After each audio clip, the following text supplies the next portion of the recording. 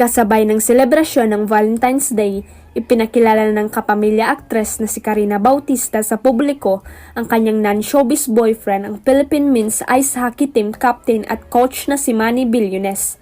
Sa episode ng Magandang Buhay noong February 14, 2024, ikwinento ni na Karina at Manny kung paano nagsimula ang mahigit isang taon na nilang relasyon. Pagbabahagi ng Pinoy Big Brother alumna na si Karina, dahil sa interes niya sa paglalaro ng hockey ay nakilala niya si Manny.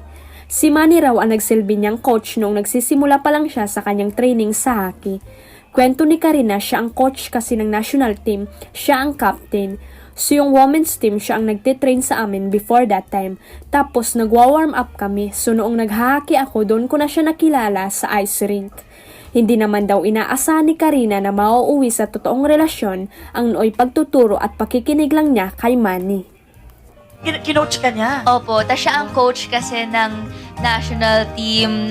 Siya kasi ang captain. So, yung women's team, siya yung nagte-train sa amin before that time. Tapos, nagwo-warm up kami. So, nung nag-hockey ako, doon ko na siya nakilala sa Pero ice wala ka rink. pang, hindi ka pa na-attract. Saad ng aktres, noong una hindi naman ako attracted sa kanya. Natatakot nga ako sa kanya, akala ko kasi snob siya. Tinanong ko pa nga yung friend ko na mabait ba yan kasi parang natatakot ako, magilaw kasi baka hindi ako pansinin. Kabaliktaran naman ito ng nararamdaman ni Manny kay Karina.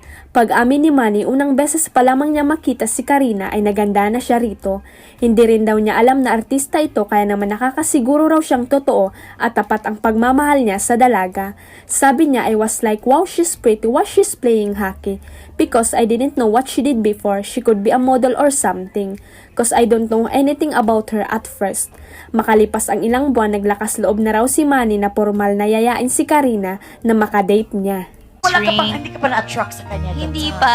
As in, parang, pero natatakot ako sa kanya. Akala ko kasi snob. Kaya tinanong ko pa yung friend ko, uy, mabait ba yun? Parang natatakot ako mag-hello kasi baka di ako pansinin. How about you?